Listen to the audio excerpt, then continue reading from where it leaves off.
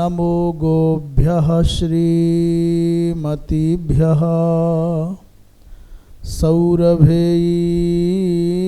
एव च नमो ब्रह्मसुताभ्यश्च पवित्राभ्यो नमो नमः। या विद्या शिवकेशवादिजननी या वै जगन्मोहिनी या पञ्चप्रणवद्विरेफनलिनी या चित्कलामालिनी या ब्रह्मादिपिपीलिकान्ततनुषुप्रोता जगत्साक्षिणी सापायात् परदेवता भगवती श्रीराजराजेश्वरी।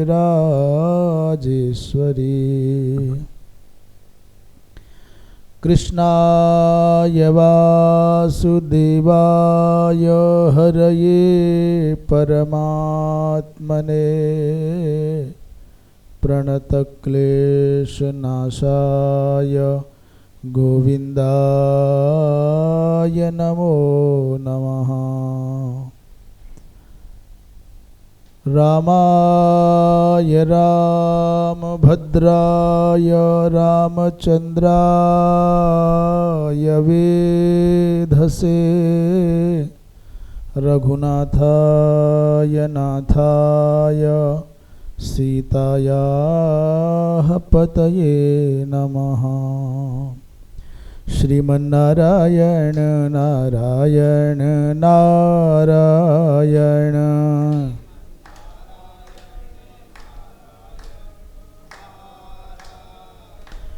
भजमन नारायण नारायण नारायण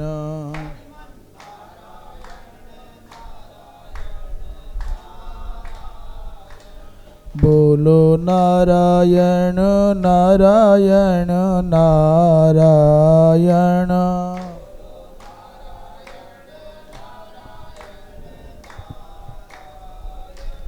गाओ नारायण नारायण नारायण।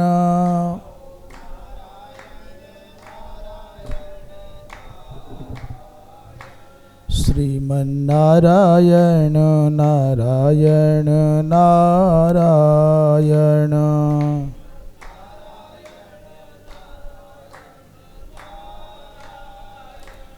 भजमन नारायण नारायण नारायण।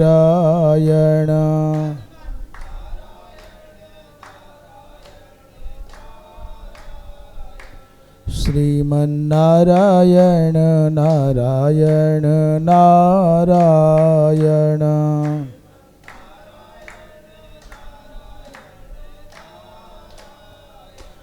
भजमन नारायण नारायण नारायण।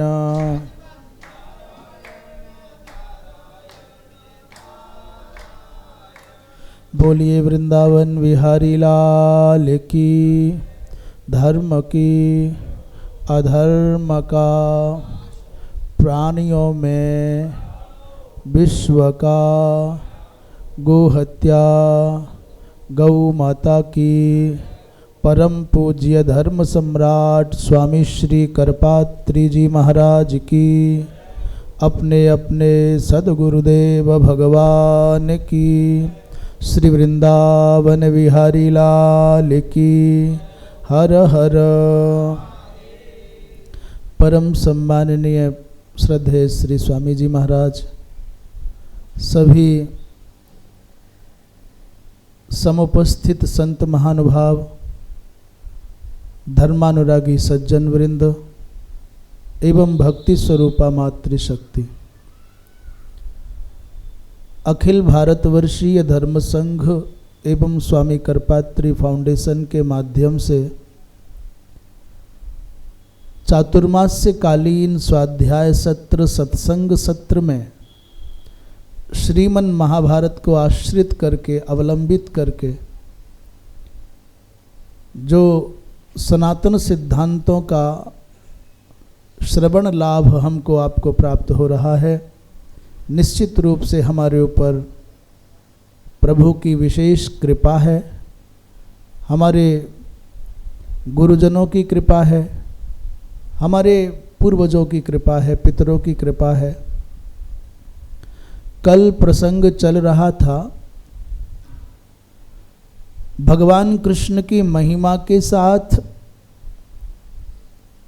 भगवान नारायण के 1 सहस्त्र नाम अर्थात विष्णु सहस्त्र नाम का निरूपण हुआ और मंगलाचरण के माध्यम से दिव्य स्मृतियों को हृदय में, दिव्य स्मृतियों के प्रकाश को हृदय में स्थापित करना।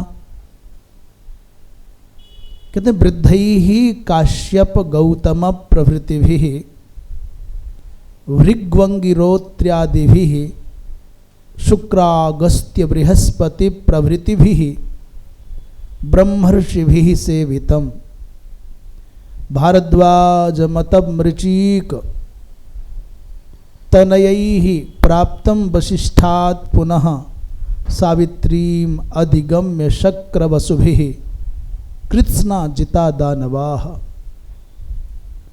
कहते भैया बड़े बड़े दिव्याति दिव्य महापुरुषों के द्वारा परिसेवित, परिपूजित उन महापुरुषों के नाम बता रहे हैं।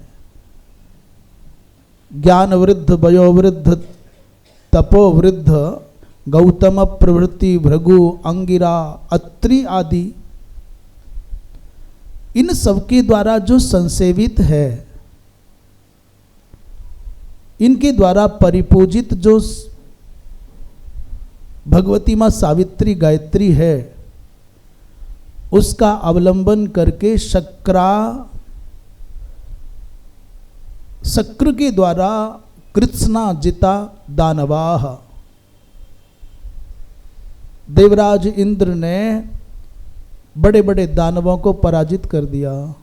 ये बात तो रही कि इंद्र ने दैत्यों को, देवताओं ने दैत्यों को कैसे पराजित किया, तो उत्तर देते हैं भगवती माँ सावित्री के अवलंबन से, आश्रय से।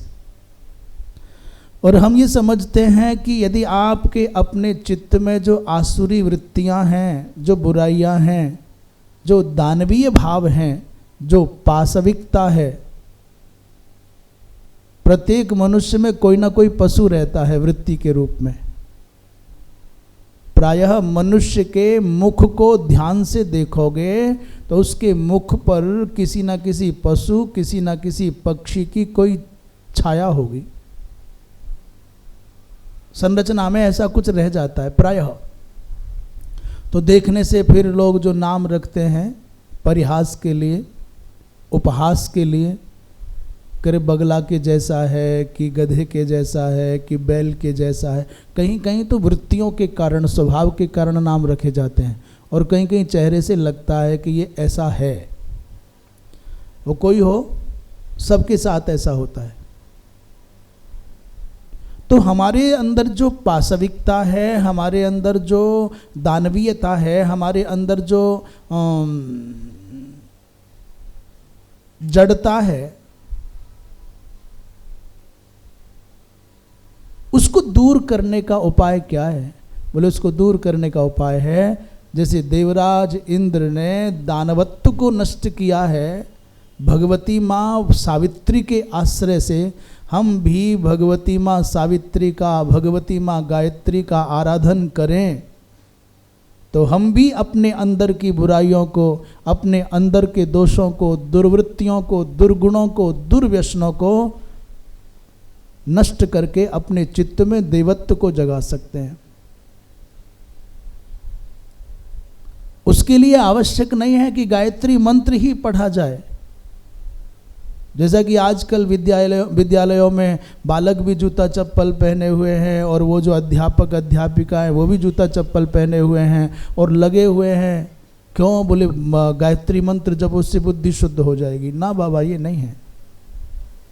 मंत्र बिना विधि के जपा जाएगा तो अनर्थ का कारक हो जाएगा। मंत्र भी बिना विधान के, बिना शास्त्रीय विधि के जपने से अनिष्टकारक हो जाएगा, इसलिए विधि चाहिए। इसलिए कल प्रसंगवश बताया था कि गायत्री मंत्र जो ब्रह्म गायत्री है उसको जपने की बड़ी विधियां हैं, उसके पवित्रता के, शुचिता के, पात्रता के मापदंड कुछ ऊंचे हैं। भगवती माँ गायत्री की उपासना और प्रार्थना और उनकी कृपा पाने के लिए प्रार्थना करना है तो ये आवश्यक नहीं कि गायत्री मंत्र ही जपोगे तभी होगा। केवल इतना भी कह दोगे कि गायत्र्यै नमः, सावित्र्यै नमः, ये भी बोल दोगे तो भी कल्याण हो जाएगा। अथवा सर्व चैतन्य रूपाम ताम आद्याम विद्याम च धीमहि, ये जो कल मंत्र बताया था श्रीमद् देवी भागवत का प्रथम श्लोक है, पहले स्कंद के पहले अध्याय का पहला ही,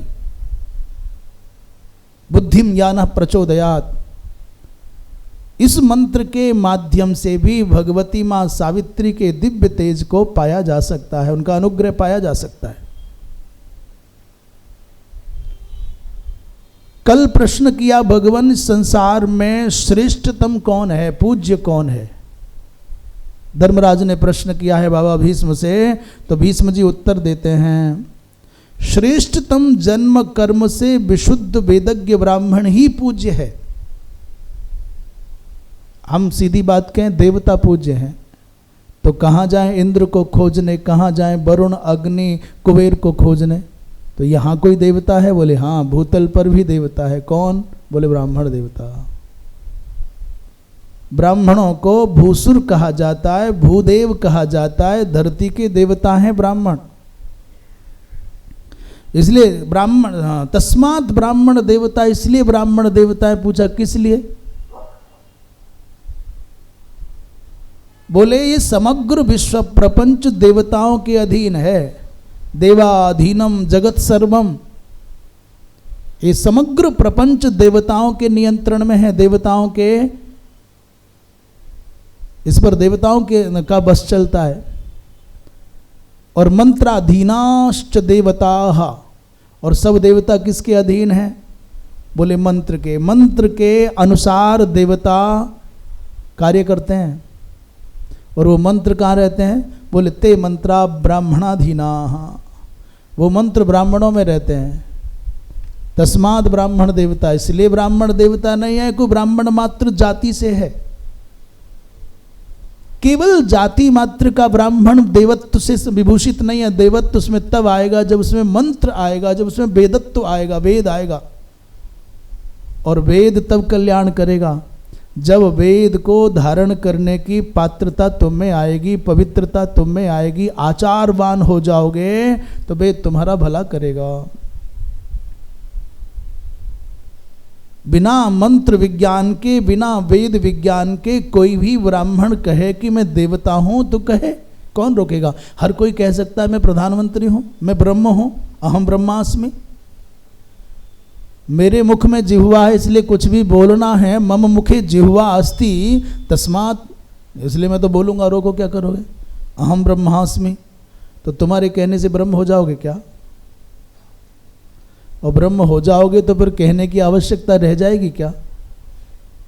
कह रहे हो इसका अर्थ है कि अभी तो बह रहे हो, काल के कर्म के प्रवाह में बह रहे हो, इसलिए कह रहे हो। और जिस दिन हो जाओगे कहने के योग्य न रह जाओगे। मैं राम हूं, मैं कृष्ण हूं, मैं राधा हूं, मैं सीता हूं, मैं मीरा हूं, मैं तुलसी हूं, ये हूं जो है ना, ये है को हूं बनाना, तो फिर हूं का तात्पर्य हु हु। हु हु माने स्वर्गलोक के विदूषक गंधर्व, जोकर। यहाँ जैसे विदूषक होते हैं, परिहास प्रिय कोई हास्य कलाकार होते हैं, ठीक वैसे ही हाहा हूहू नाम के गंधर्वों का कार्य ही यही है कि जो सभा में कुछ सन्नाटा सा छा जाए, गंभीरता छा जाए, तो हाहा हूहू को खड़ा किया जाता है, सबको हंसा देते हैं। हम हाहा हूहू को कोई निंदा की दृष्टि से विदूषक नहीं बता रहे, हमारे लिए विदूषक नहीं हो, देव सभा के लिए है। केवल बात समझ में आ जाए इसलिए उनको विदूषक आदि कह रहे हैं, हास्य कलाकार कह रहे हैं। जो व्यक्ति बहुत हूँ करता है वो हू हो जाता है, वो हा हो जाता है। भैया ब्राह्मण इसलिए सबसे श्रेष्ठ हैं कि इनकी कृपा कैसे समझें कि कृपा हो गई। बोले ये आपका प्रसाद स्वीकार कर लें, आपको पात्र मान करके आपके दिए हुए पदार्थ को अंगीकार कर लें, उतने से ही तुम्हारा कल्याण करने की सामर्थ्य है। इसलिए ब्राह्मण देवता है। भोजना देव लोकास्त्रीन त्रायन्ते महतो भयात् दीपः सर्वस्य लोकस्य चक्षुष्मतामपि। कहते हैं भैया ये मात्र भोजन के द्वारा ही सामने वाले के दुखों को, भय को, दारिद्र्य को दूर कर सकते हैं, दौर्भाग्य को हर सकते हैं। कोई मंत्र नहीं जपा अभी। भोजना देव लोकां स्त्रीन, तीनों लोगों के भय को हरण करने की सामर्थ्य ब्राह्मण में है। वो भोजन कर ले आपका। बड़े भारी से भारी भय, ये तो सर्वस्य लोकस्य दीपः, ये समग्र प्रपंच का प्रकाश है, दीपक है, ये मार्गदर्शक है। और बड़े बड़े नेत्रधारियों के लिए भी नेत्र का काम करते हैं ब्राह्मण। बोले संतः दिक् संतो दिशंति चक्षुंसी। ये हमको नेत्र कौन देते हैं? बोले ब्राह्मण। ये दिशा क्या है? बोले ब्राह्मण, माने संत कह रहे हैं। कैसे मालूम पड़े हमारा गंतव्य क्या है, दिशा क्या है? बोले ये मंत्रज्ञ महापुरुष संत साधक ब्राह्मण ही बतावेंगे। सर्व समर्थ तपोधन विप्र ही वंदनीय है, विद्वान हो अथवा नहीं, पर विप्र तो सर्वदा पूज्य है। अविद्वांश्चैव विद्वांश्च ब्राह्मणो दैवतम महत्। इसलिए भैया आत्म कल्याण की अभिलाषा जिसको देखो, जिसको शंका करनी है, जिसको पूर्वाग्रह से ग्रसित रहना है, जिसके मन में संदेह भरा है, जिसके मन में अश्रद्धा भरी है, जिसके मन में नास्तिक भाव भरा है, उसके लिए शास्त्र कुछ नहीं बोलते। शास्त्र तो श्रद्धालु के लिए है, शास्त्र तो आस्तिक के लिए है, शास्त्र तो आत्म कल्याण के अभिलाषी को उपदेश करता है, अपात्र को नहीं। कक्षा में अध्यापक किन को पढ़ाता है? जो कक्षा में बैठे हैं उनको, कि जो गेट के बाहर खेलते कूदते उत्पात करते हैं उनको, सड़क छाप को? जो कक्षा में बैठे ना उन्हीं को। तो जो आत्म कल्याण की कक्षा में आकर के प्रविष्ट हो गए उनको शास्त्र उपदेश करता है और उन्हीं का कल्याण सुनिश्चित होता है। पर जो शास्त्र के विरुद्ध चलते हैं, विद्रोही हैं, नास्तिक हैं, बहुत सारे आजकल संख्या बढ़ रही है, पर हम आश्चर्य नहीं मानते। कोई कहता है हम मानस को नहीं मानेंगे, कोई कहता है हम वेदों को नहीं मानते, कोई कहता है हम पुराणों को नहीं मानते, कोई कहता है हम ब्राह्मण को नहीं मानते, कोई कहते हैं हम देवताओं को ही नहीं मानते। हजारों की संख्या में खड़े होकर के भीड़ हाथ उठा करके यहाँ भारत में प्रतिज्ञा करती है हम देवताओं को नहीं मानते। मत मानो। संसार के करोड़ों करोड़ उल्लू कहते हैं हम सूर्य को नहीं मानते, तो मत मानो, क्या फर्क पड़ता है? 1 करोड़ यदि उल्लू कहें कि सूर्य है ही नहीं, सूर्य को मानते ही नहीं हम, तो बताओ ये प्रमाण माना जाएगा क्या? अरे नौलू को, यदि उल्लू को दिन में नहीं दिखाई देता, नौलू को नालू को प्यवलोकते यदि दिवा, माने उल्लू यदि दिन में नहीं दिखता, उल्लू को दिन में नहीं दिखाई देता, नालू को प्यवलोकते यदि दिवा। ऐसा कोई श्लोक है, हम बचपन में कभी पढ़ा था, उसका संस्कार रह गया। तो दोषो सूर्यस्य किम दूषणम, इसमें सूर्य का क्या दोष है? और पत्रम नैव यदा करीर विटपे दोषो बसंतस्य किम, बसंत में सूखे ठूंठ पर भी पत्तियां कोपलें निकल आती हैं, हरा हो जाता है। ऐसा ही पेड़ गाड़ दो ना, वो भी हरा हो जाता है। और करीर के यहाँ तो ब्रजमंडल में तो करीर बहुत है ना। बोले बसंत आता है तो करीर की डालियां सन्नाटा हो जाता है, पत्ता ही नहीं लगता उस पर।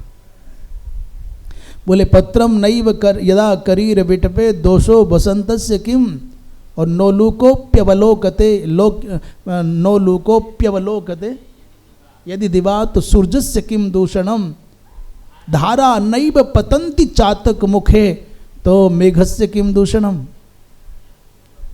यत् पूर्वम विधिना ललाट लिखितम तन्मार्जितुम कक्षमः। लिखा के ला, इसको क्या करोगे? करोड़ों करोड़ों सूर्य, करोड़ों करोड़ों उलूक यदि सूर्य के अस्तित्व पर प्रश्न चिन्ह लगाएं तो भी क्या कभी चिंता होती है सूर्य को? इसलिए उनके लिए शास्त्र नहीं है जो नास्तिक हैं, निंदक हैं। देखो आज कोई लोग यदि शास्त्रों का, संतों का, महात्माओं का, देवताओं का खंडन करते हैं तो कोई बड़ी बात नहीं है। सतयुग में भी ऐसे लोग थे, त्रेता में भी ऐसे लोग थे, द्वापर में भी ऐसे लोग थे, और कलयुग में बस ये है कि शक्तिशाली तो बेचारे नहीं है पर संख्या में ज़्यादा है।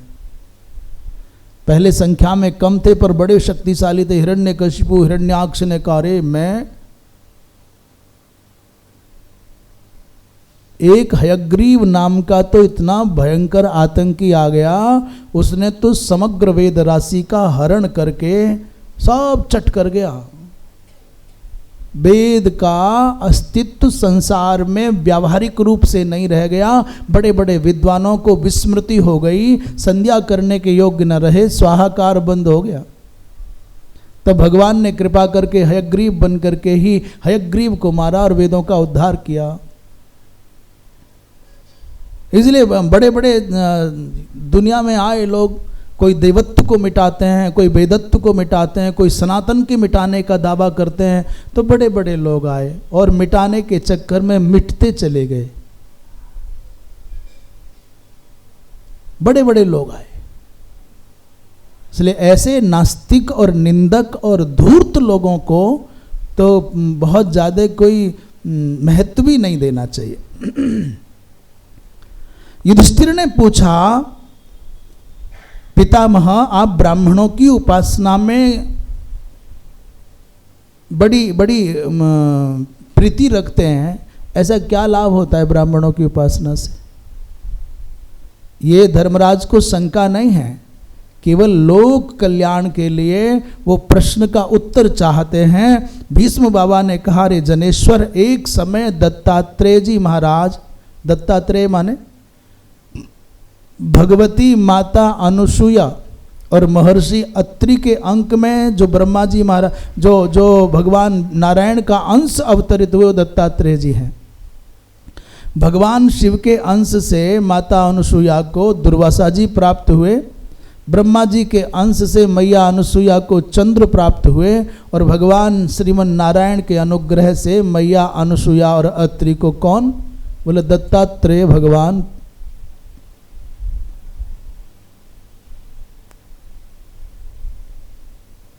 उन दत्तात्रेय जी महाराज की कृपा से कार्तवीर्य अर्जुन को, सहस्रार्जुन को 1000 भुजाएं, और जब वो घर में आते तो 2 भुजा हो जाती, और जब रणांगण में होते, सम्रांगण में होते तो 1000 भुजाएं हो जाती।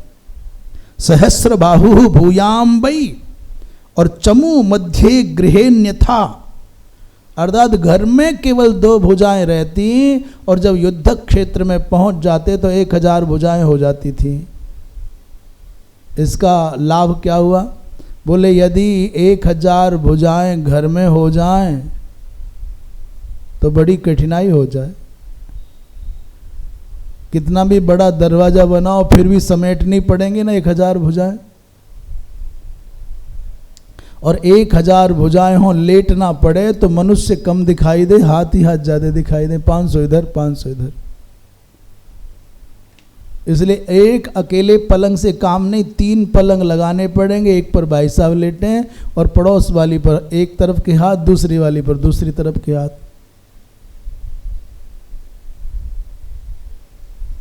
अस्तु घर में जब रहते तो केवल 2 भुजाएं होती। उन्होंने दत्तात्रेय जी महाराज की कृपा से सेवा करके वरदान मांगे। पहला ये, मैं समग्र पृथ्वी को जीतने का सामर्थ्य पा सकूं। दूसरा, आलस्य रहित होकर के धर्म पूर्वक प्रजा का पालन करूं। और तीसरा वरदान बड़ा रोचक मांगा है। भगवत कृपा से सहस्रार्जुन के चित्त में कोई संस्कार शेष रह गया। कदाचित मैं उत्पथगामी हो जाऊं, अनुशासनहीन हो जाऊं, कदाचित मैं कुमार्ग पर जाऊं, कदाचित, तो मेरे ऊपर अनुग्रह करने के लिए कोई भगवत विभूति मेरा शासन करे। ये अपने आप में बहुत बड़ी बात है। पथभ्रष्ट होने पर श्रेष्ठ जन मेरा शासन करें। अनुशासन तो माम संतो।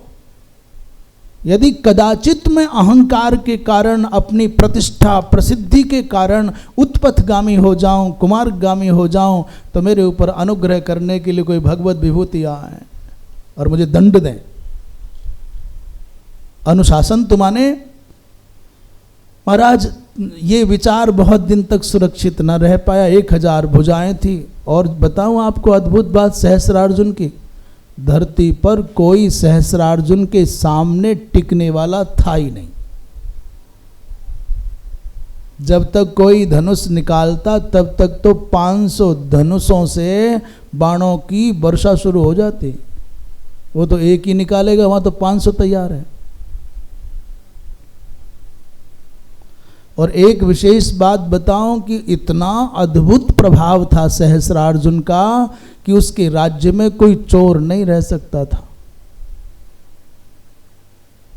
आज भी किसी व्यक्ति की कोई वस्तु चुर जाए, धन का कोई अपहार कर ले, तो हम गुरुजनों के मुख से बचपन से सुनते आते हैं कि राजा बाहु सहस्रवान और तस्य स्मरण मात्रेण हृतम नष्टंच लभ्यते।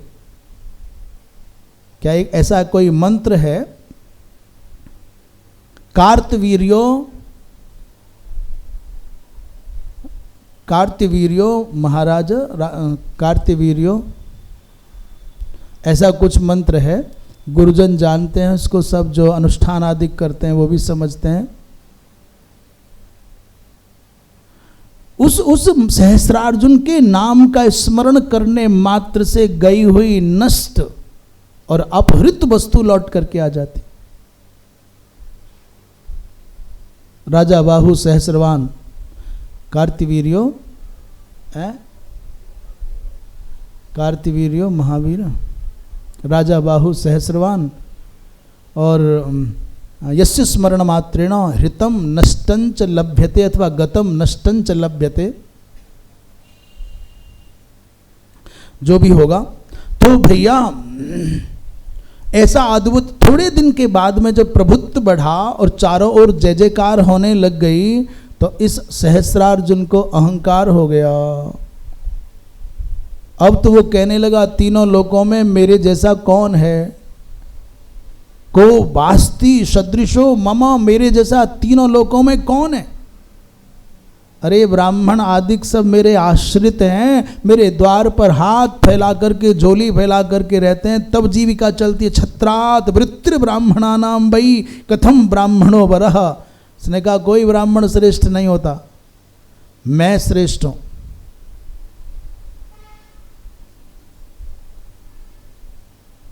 ब्राह्मण कैसे श्रेष्ठ होगा? 2-2 हाथ वाला 1000 हाथ वाले के सामने कब तक टिकेगा? एक दिन जब ये बार बार ये कहता था कि ब्राह्मण नहीं मैं श्रेष्ठ हूं, तो आकाशवाणी के माध्यम से वायुदेव ने समझाया, कार्तवीर्य अपने मन का कालुष्य त्यागो भाई। वायुदेव ने इस सहस्रार्जुन को कहा, इसी में तुम्हारा कल्याण है, तुम ब्राह्मणों से द्वेष मत करो। कार्तवीर्य अर्जुन ने पूछा, वायु, पृथ्वी, जल, अग्नि, वायु, आकाश, सूर्य सदृश विप्र हो तो बतावें, इनके जैसा कहीं विप्र है क्या? पृथ्वी के जैसा जल, अग्नि, वायुदेव ने कहा भूमि को तपस्या के बल से धारण करने वाले महर्षि कश्यप, ये भूमि जो टिकी है महर्षि कश्यप के संकल्प से टिकी है। समुद्र का पान करने वाले महर्षि अगस्त्य, महर्षि उतथ्य और अगस्त्य दोनों, उतथ्य ने भी एक बार समुद्र को पी लिया है। इंद्र को शाप देने वाले महर्षि गौतम, अग्नि को शाप देने वाले महर्षि अंगिरा और सगर के पुत्रों को अपनी क्रोधाग्नि में जला करके भस्म करने वाले महर्षि कपिल। और सच पूछो तो कपिल जी महाराज ने सगर के पुत्रों को नहीं जलाया, अपितु सगर के पुत्रों की पाप की अग्नि ने उनको जलाया, उनके अपराध की अग्नि ने। कोई किसी को दंड नहीं दे रहा है, अपने ही द्वारा लगाई गई अग्नि में जल करके झुलसता है और आरोप दूसरों पर लगाता है कि साहब उन्होंने ये, इन्होंने ये, अपने आप। और सुनो सहस्रबाहु, तुमको जो 1000 भुजाएं प्राप्त हैं, जो प्रभुत्व प्राप्त है, जो प्रतिष्ठा प्राप्त है, जो प्रसिद्धि प्राप्त है, उसके मूल में भी जो महर्षि हैं श्री दत्तात्रेय जी महाराज, ये सब ब्राह्मण हैं। तो कहता है पृथ्वी के जैसा, जल के जैसा, अग्नि के जैसा ऐसा कोई है, मेरे जैसा कोई है? तेरे पास जो कुछ है वो ब्राह्मणों की कृपा से है।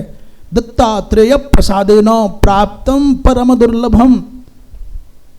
इतना सुनते ही अग्नि व ब्रह्मा भी तो ब्राह्मण ही हैं, तो इनकी पूजा क्यों करते हो?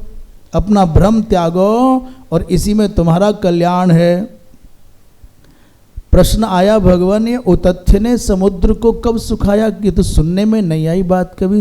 अगस्त जी महाराज ने समुद्र को सुखाया ये तो हम जानते हैं, पर उतथ्य ने कब सुखाया?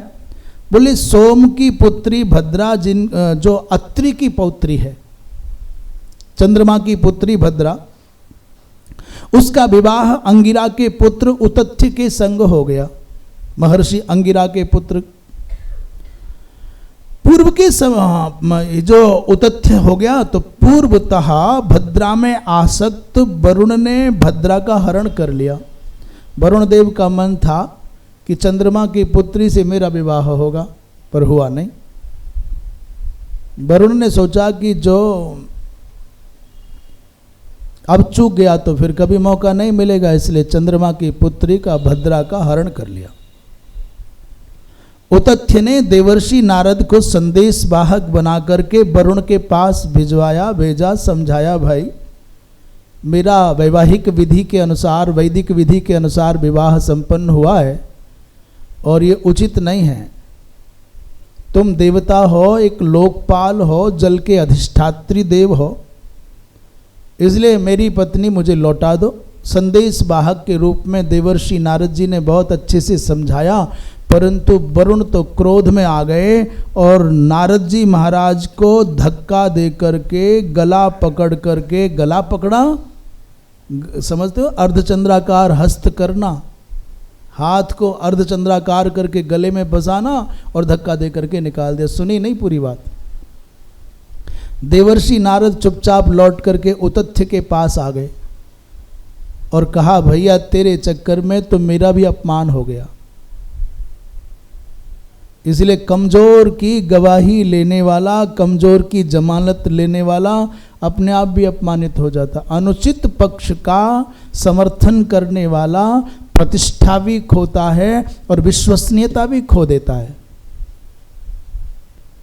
निंदित आचरणकर्ता का समर्थन करने वाला कितना भी श्रेष्ठ क्यों ना हो, अपनी श्रेष्ठता के चक्कर में यहां कोई कुछ न कहे, तुम बने रहो अपने आप में बहुत सुपर, पर प्रकृति दंड देती है। और प्रकृति का न्याय इतना गोपनीय और इतना सूक्ष्म होता है कि वो दिखाई नहीं देता, पर जब उस न्याय का परिणाम आता है तब भट्टा बैठता है। परमात्मा की चक्की बहुत धीमी चले, परमात्मा की चक्की बहुत धीमी चलती है, बहुत धीमा पीसती है, पर पीसती बहुत महीन, बहुत बारीक है। बड़े बड़े धुरंधर इस चक्की के पार्ट में पिस जाते हैं।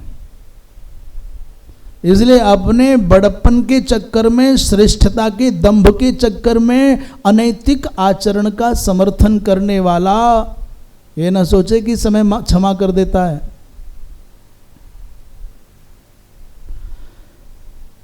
नारद जी ने कहा भाई तुम्हारे चक्कर में तो मेरा भी अपमान हो गया। गले गृहीत्वा क्षिप्तोस्मि वरुणेन महामुने, गले में हाथ मार करके मुझको धक्का दे करके निकाल दिया है।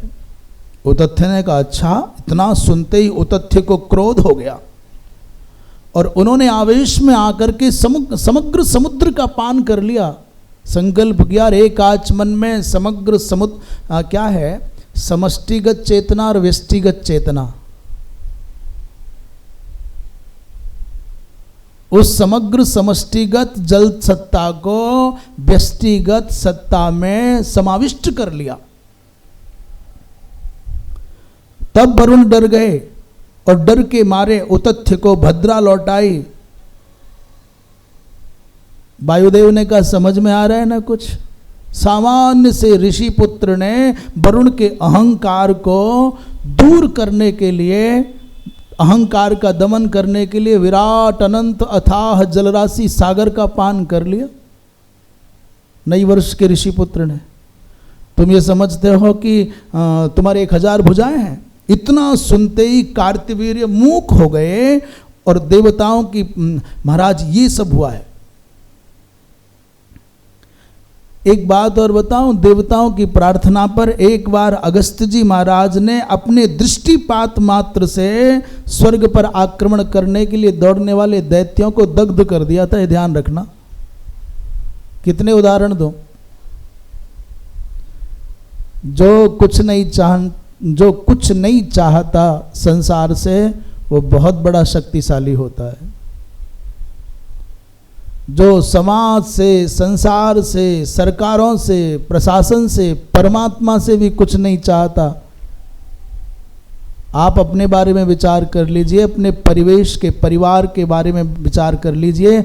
जो व्यक्ति सबसे कुछ ना कुछ चाहता है वो सबकी नज़रों में, दृष्टि में बहुत छोटा होता है, क्षुद्र होता है, लघु होता है। और आपके घर में, परिवार में, संस्था में, जहां आप रहते हो देख लो, जो कुछ नहीं चाहता और अपनी समग्र ऊर्जा का विनियोग लोक मंगल के लिए करता है वो सबसे बड़ा हो जाता है। भाई चाहिए ही नहीं उसको कुछ, वो चाहता ही नहीं कुछ। छोटा होना है तो चाहने लग जाओ, याचना करने लग जाओ, और बड़ा होना है तो मांगने की इच्छा ही मत उत्पन्न होने दो, चाहो ही मत। वृंदावन विहारी लाल की।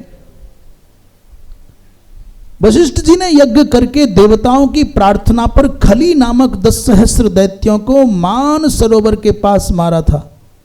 वशिष्ठ जी महाराज ने गंगा के प्रवाह को मान सरोवर में के पास में जब किया तो परिणाम से सरयू सा ततो भवत, भगवती माँ गंगा ही सरयू के रूप में परिणत होकर के आई।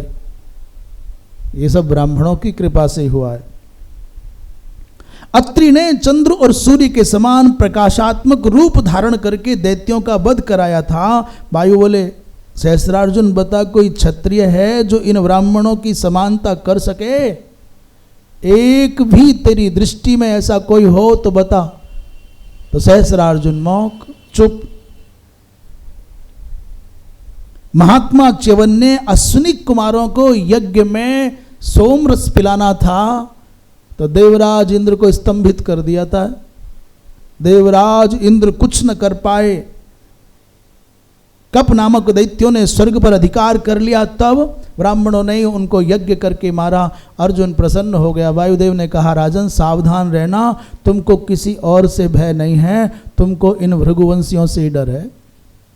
मेरा कर्तव्य है तुमको सावधान कर दूं, समझा दूं। जाओ, जिनकी उपासना करके तुमने संसार की ऊंचाइयों को छुआ है वहीं प्रमाद करोगे तो वहीं से तुम्हारे विनाश का भी सूत्रपात हो जाएगा। भृगुभ्यस्ते भयम घोरम तत्तु कालात भविष्यति। तुमको भृगुवंशियों से डर होगा। भीष्म कहते हैं वत्स युधिष्ठिर, मैं बहुत अधिक बोलने की स्थिति में हूं नहीं। बोलते बोलते थक गया, हार गया। अब मेरी शक्ति क्षीण हो रही है। श्री कृष्ण इस जगत सकल प्रपंच के प्राण हैं। ये खड़े हैं ना, जिनको तुम अपना ममीरा भाई मानते हो, जिनको दूत बना लिया, जिनको अपना सखा बना लिया, अपना संबंधी स्वजन मानते हो, ये सकल प्रपंच के प्राण हैं। अब तुम इनसे ही संशयों का छेदन करो, आगे की कथा यही कहेंगे। ऐसा कहकर के शांत भाव से नेत्र बंद करके बाबा भीष्म लेटे हैं। युधिष्ठिर जी महाराज ने पूछा है, केशव, ब्राह्मणों की सेवा और पूजा करने का क्या फल है?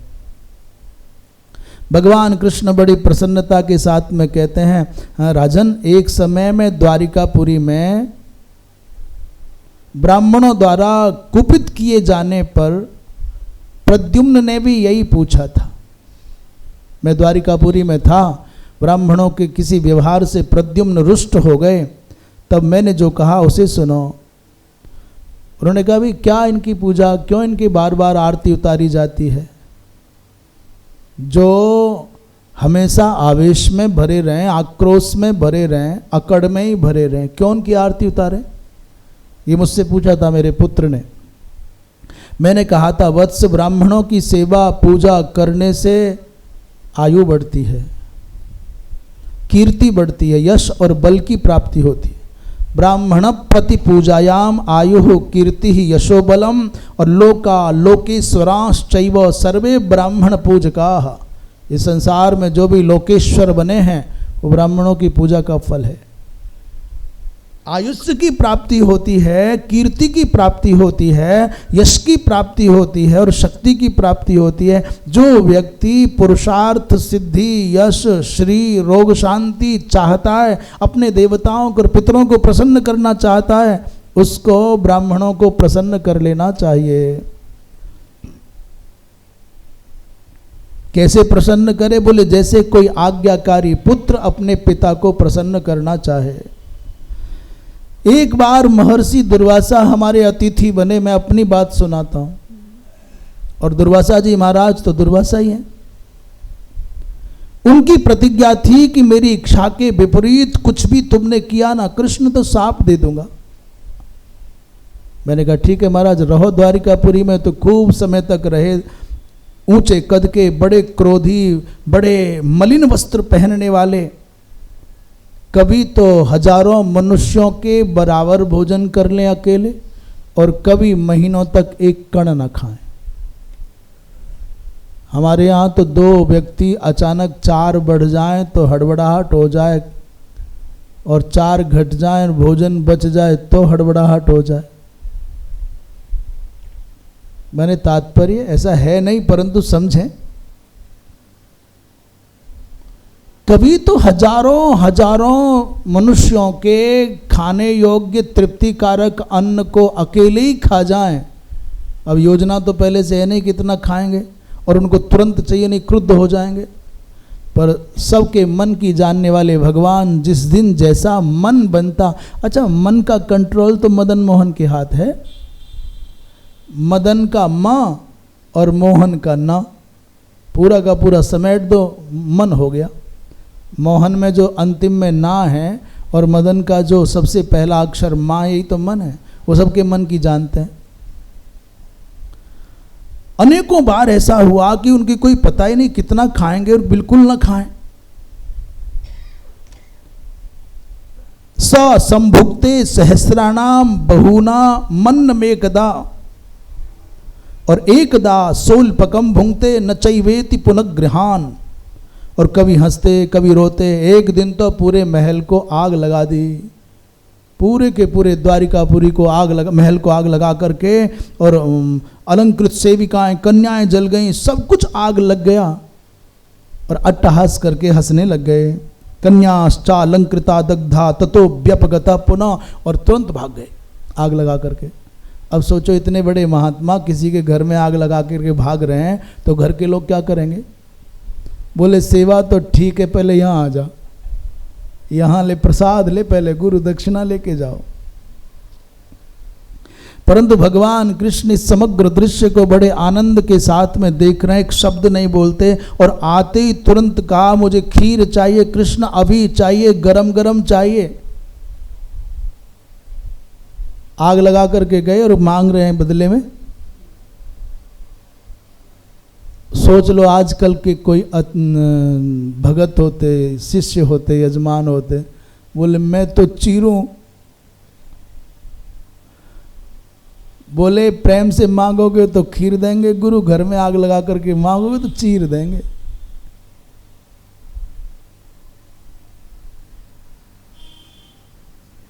भगवान कृष्ण मन को जानने वाले हैं, इसलिए पहले से ही सब तैयारियां थी और जैसे ही गरम गरम खीर आई,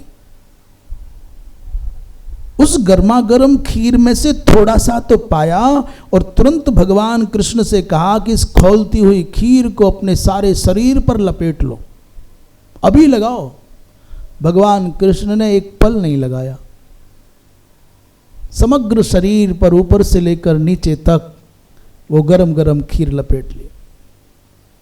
पर प्रसाद बुद्धि से, ऋषि का गौरव बुद्धि से अपने पैर के तलवे में नहीं लगाया, अंगूठों तक, नाखूनों तक, सर से लेकर नीचे पैर तक लगाया, पर पैर के तलवे में नहीं लगाया। क्षिप्र मंगान लिम्पस्व लगा लिया, प्रसाद गौरव बुद्धि से खीर को तलवों में नहीं लगाया और माता रुक्मिणी के शरीर पर भी लेपन करवा दिया, लगाओ इसको भी। भगवान ने गरम गरम खोलती खोलती खीर शरीर पर लगाई तो जो जलन होनी थी सो हुई। और उसके बाद तुरंत कहा कि तुम अब इस रथ में जुत जाओ। रुक्मिणी मैया को रथ में जोत दिया और रथ पर खुद बैठ गए चाबुक लेकर के। दुर्वासा जी महाराज, बेचारी गिरती पड़ती रुक्मिणी को चाबुकों की मार पड़ रही है, शरीर से रक्त बह रहा है और राजमार्ग पर द्वारिकापुरी के बीचों बीच बड़ा वाला जो रास्ता था, सड़क के इस पार भी लोग खड़े, इस पार भी लोग खड़े, बलराम भी दर्शकों में हैं और रुक्मिणी मैया के पुत्र प्रद्युम्न, अनिरुद्ध आदि सब दर्शन में मूक दर्शक बन करके आंखें लाल अंगारे से दहक रही हैं। मन में आता है कि अभी कुछ करें, परंतु महात्मा के आगे चलता किसका बस है। पतो देना तुदत बालाम रुक्मिणी मम पश्यतः। भगवान कृष्ण कहते हैं मेरे देखते देखते रुक्मिणी की पीठ पर चाबुक मारते और कहते जल्दी चल। यदुवंशी बड़े आग की अंगारे जैसी लाल लाल आंखें लेकर के विवश लाचार केवल देख सकते हैं, एक शब्द नहीं बोलते और अचानक गिरती पड़ती रुक्मिणी को छोड़ करके फिर भाग गए रथ से उतर करके। पीछे पीछे मैं भी गया, गुरुदेव क्या हुआ, नाराज हो गए क्या, कोई सेवा में त्रुटि हो गई क्या? क्षम्यताम क्षम्यताम प्रसीदो प्रसीदो। सहसा महात्मा रुके और घूम करके मेरी ओर देखा तो उनके मुख कमल पर छोटे से बच्चे के जैसी कोमलता और आंखों में करुणा का प्रवाह माने अश्रुओं के रूप में बहने लग गया। आंखों से आंसू बहने लग गए, निश्चल छोटे बच्चे के जैसे हो गए और कहा केशव आपने क्रोध को जीत लिया है, जाओ वरदान मांग लो, जो मांगोगे वो दूंगा।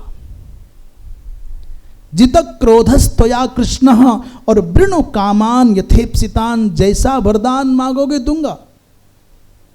और आज दुर्वासा जी महाराज इतने भावुक हो गए कि भगवान कृष्ण को पुत्र कह करके पुकार रहे हैं। कहते हैं जब तक ये पृथ्वी रहेगी, जब तक सूर्य चंद्र रहेंगे, तब तक तुम सबके प्रिय बने रहोगे, तुम्हारी कीर्ति अजर अमर रहेगी। जो पदार्थ मैंने नष्ट किए हैं केशव, वो नष्ट नहीं किए। जैसे सोना आग में तपाने पर पवित्र हो जाता है, इसमें सांसारिक कोई भाव आ गया होगा तो समग्र पदार्थ विशुद्ध होकर के नए रूप में फिर से आ जाएंगे, एक भी वस्तु नष्ट नहीं होगी। ये रुक्मिणी जिसने इतनी निष्ठा से सेवा की है, सब संसार की सतियों में अग्रगण्य हो जाएगी, तुम्हारी प्रेयसी होगी। और क्या कहते हैं, करुणा से भर करके भगवान कृष्ण से कहते हैं पुत्र महर्षि दुर्वासा भगवान कृष्ण से कहते हैं, पुत्र ये खीर तुमने पांव के तलवे में क्यों नहीं लगाई? लाला, भगवान कृष्ण ने कहा भगवान प्रसाद है इसलिए नहीं। बोले जाओ, केवल वहीं से खतरा रहेगा, अन्यथा तुम्हारे समग्र शरीर पर इस सृष्टि का कोई भी शस्त्र काम नहीं करेगा। वज्र भी बरसेगा ना संसार में, कुछ भी कितना भी भारी से भारी, न तो पाद तले लिपते कस्मात ते पुत्र काद्य भई। अरे पुत्र मान पुत्र, ये कन प्रत्यय होता है, तो कह बेटा तुमने पांव के तलवे में क्यों नहीं लगाया खीर? भगवान कृष्ण से कह रहे हैं दुर्वासा जी महाराज। भगवान से कौन कह सकता है? ये तपस्या का प्रभाव है।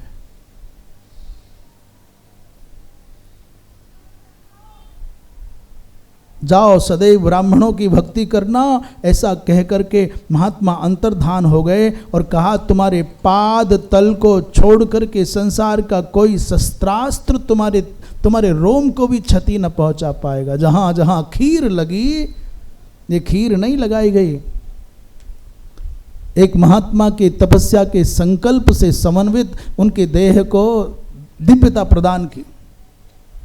ऐसा ही बते बुद्धिरस्तु ब्राह्मणान प्रति केशव, जैसा आज तुमने किया है वैसा ही भाव सदा ब्राह्मणों के प्रति बना रहे, ऐसा कह करके अंतर्धान हो गए। वृंदावन विहारी लाल की।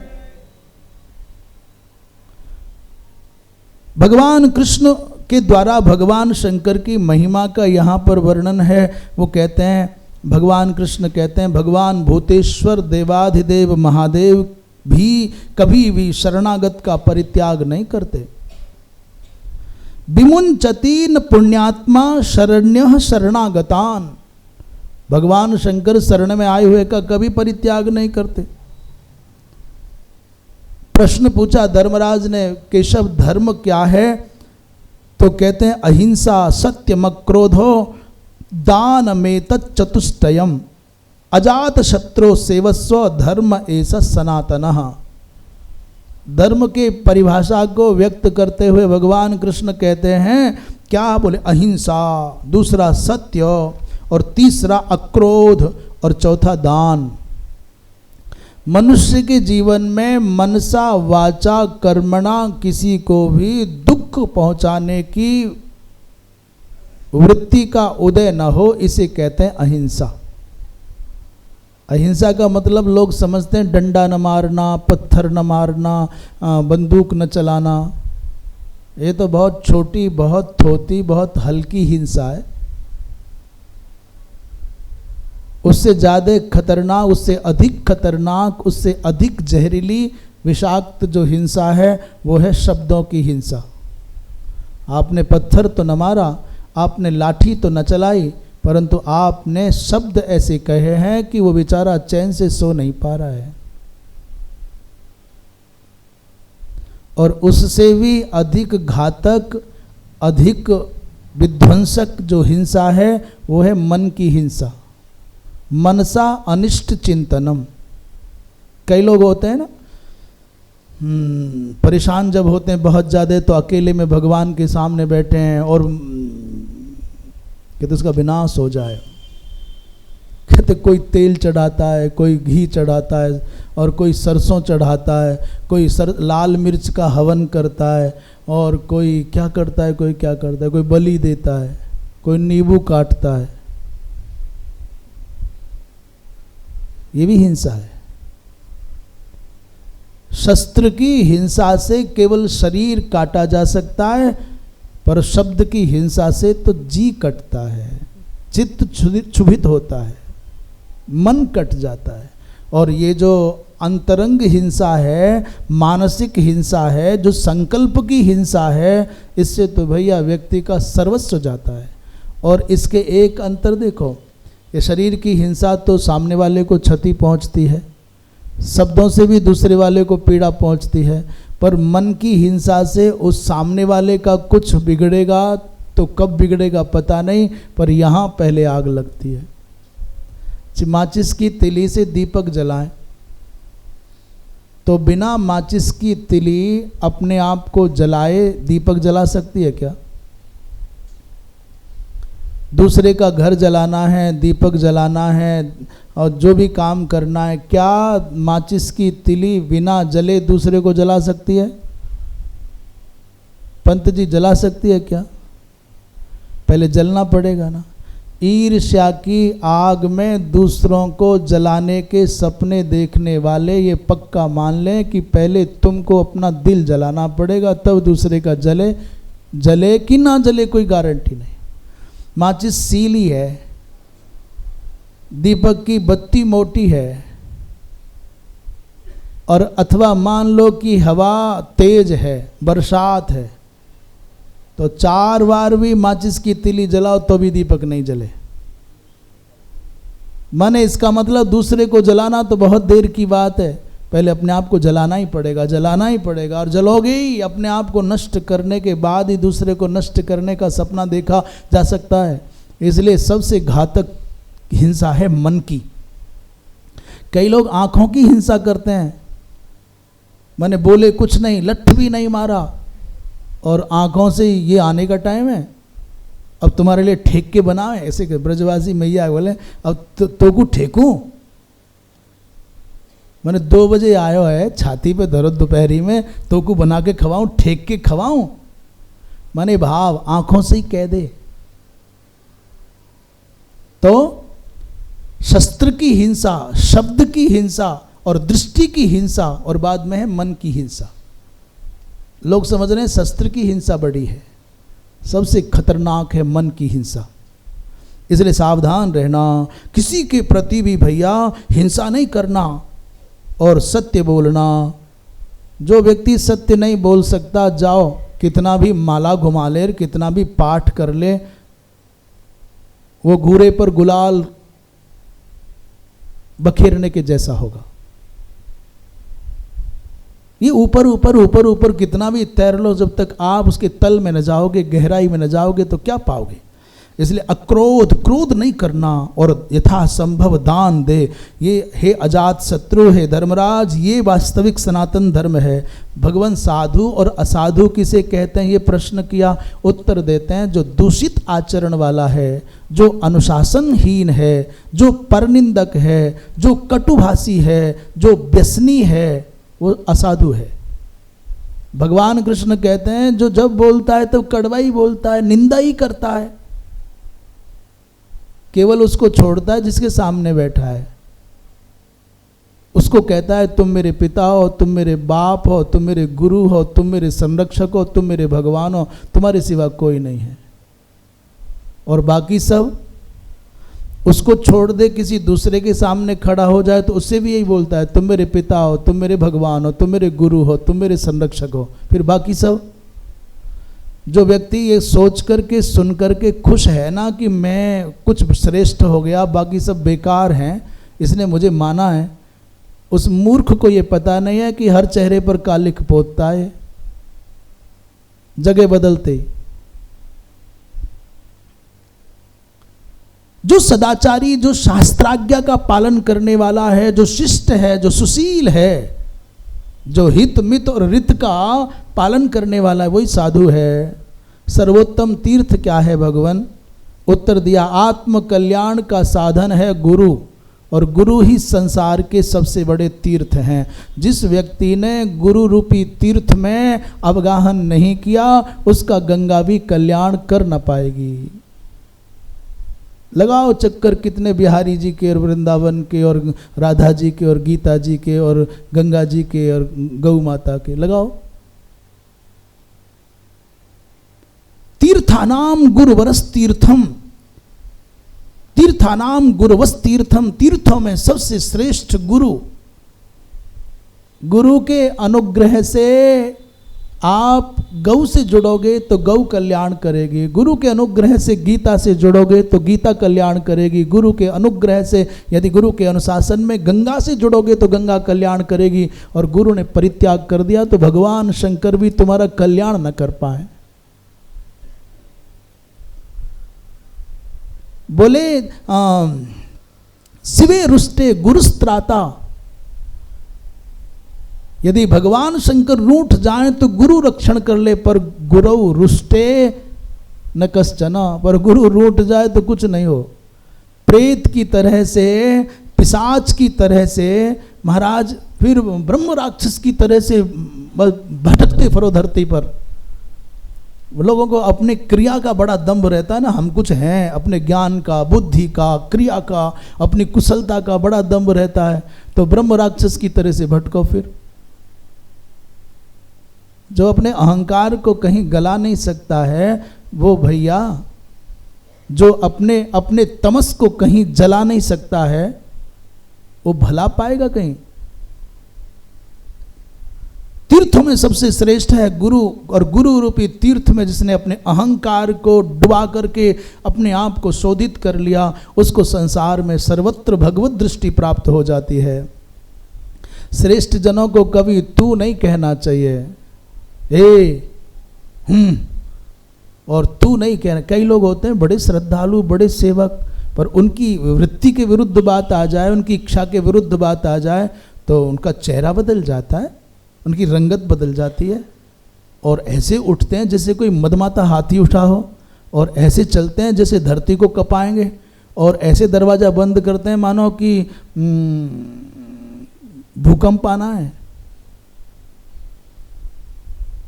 गुरु को हुम करके, तुम करके, तू कह करके जो संबोधित करते हैं, ये उनका बध है।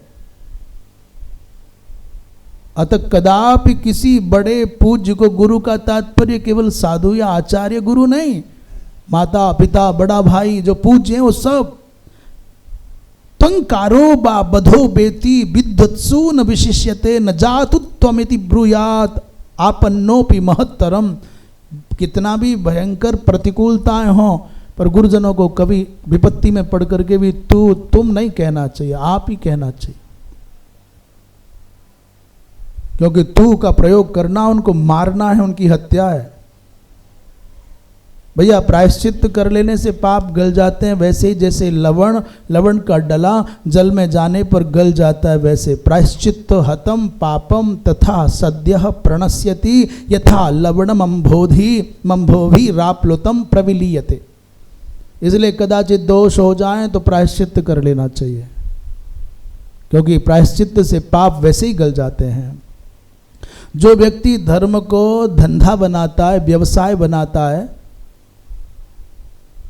धर्म वाणिज्य काह्येते ये धर्ममुपभुंजते, वो लोग इस संसार में सबसे भयानक होते हैं। और यहाँ भले ही सब चल जाए, परंतु भगवान के यमराज के यहाँ पर उनसे पूछा जाता है, किसी अज्ञानी से कोई पाप हुआ होता तो चल जाता, पर तुम तो शास्त्र को जानते थे ना, तुम तो धर्म के मर्म को जानते थे, फिर तुमने छल क्यों किया, ये कपट क्यों किया, ये दंभ क्यों किया, ये पाखंड क्यों किया। उत्तर नहीं बनेगा, बगले झाँकेंगे। तो फिर यमराज कहेंगे चलो तुम मनुष्य बनने के योग्य नहीं, जाओ अंधेरी काल कोठरी में कीड़े मकोड़े बनो। इसलिए कपट रहित गुरु सेवा करे, दंभ रहित देवताओं का अर्चन करे। परलोक का लाभ ही भैया बड़ा लाभ है। केवल वहां जाकर के भगवान के सामने जाएं तो शर्मिंदगी ना उठानी पड़े, ऐसा करके जाओ। उत्तम पात्र को दान दे। यहाँ कुछ वचनों में भाग्य की प्रधानता का उल्लेख किया है। अयत्ने नैध मानाश्च दृश्यन्ते बहवो जनाः। कई बार भाग्य प्रबल होता है तो बिना कुछ किए भी व्यक्ति को बहुत कुछ मिल जाता है। उठा करके एक व्यक्ति कोई पैर पर पैर रख करके सो रहा था, किसी पेड़ के नीचे जंगल में पैर पर पैर रखे, मतलब समझते हैं ऐसे पैर पर पैर रख करके सोते हैं। शास्त्र की दृष्टि से ये अच्छा नहीं है। और हम तो सब लोग पैर पर पैर रख करके प्राय कुर्सी पर बैठ जाएं, और गुरुजनों के सामने मंदिर में पूजा के समय अपने एक जंघा पर दूसरा पांव रख करके बड़े ठाठ से बैठते हैं, पर ये मर्यादा की कोटि में नहीं आता। पूजा करने बैठे, संध्या करने बैठे, गुरुजनों के सामने बैठे तो पैर पर पैर नहीं होना चाहिए। कुर्सी पर बैठे तो पैर पर पैर नहीं होना चाहिए, पर अभ्यास बस होता है। वो पैर पर पैर रख करके लेटा हुआ था। एक महात्मा की दृष्टि पड़ी ऊपर वाले पैर की, दक्षिण पैर की ऊर्ध्वगामिनी रेखा पर। उसके भाल मंडल को देखा, फिर पैर की रेखा को देखा, तो धूल धूसरित पेड़ के नीचे जंगल में पड़ा है। महात्मा ने सोचा इसके माथे की जो चिन्ह है, मस्तिष्क के जो चिन्ह हैं वो बड़े अद्भुत हैं। इसके पाँव की रेखा तो इसको सम्राट जैसा बनाने के लक्षण दिखाती है, पर ये पड़ा वृक्ष के नीचे जंगल में धूल मिट्टी में और सो रहा है दरिद्र के समान। बस और तो कुछ समझ में आया नहीं। उन्होंने अपना डंडा लिया और धूस के पाँव में मारा। एक ही कमी दृष्टि में आई कि पाँव पर पाँव रख करके सो रहा है। बिलबिला करके उठा, पैर में चोट लगी और दर्द से कराहता हुआ महात्मा को कुछ कह पाता, तब तक महात्मा चले गए, आगे गाली देता रहा। उठ करके चलने की चेष्टा की, चला नहीं गया। उसी समय किसी राज्य का राजा मरा और मरने से पहले अपनी एक भावना व्यक्त कर गया था, अमुक अमुक अवस्था में जो व्यक्ति इस दिशा में पैर करके पड़ा हो उसको उठा करके ले आना, राजा बना देना। और वो मंत्रीगण खोजते खोजते जंगल में आए, ये पड़ा हुआ मिल गया, उठा करके ले गए, राजा बना दिया। पांव पर पांव रख करके सोना अपशकुन, दरिद्रता का, दुर्भाग्य का सूचक है। और आप देखना, बड़ा प्रतिभाशाली व्यक्ति भी पांव पर पांव रख करके सोता होगा तो आपको बढ़ता हुआ दिखाई नहीं देगा।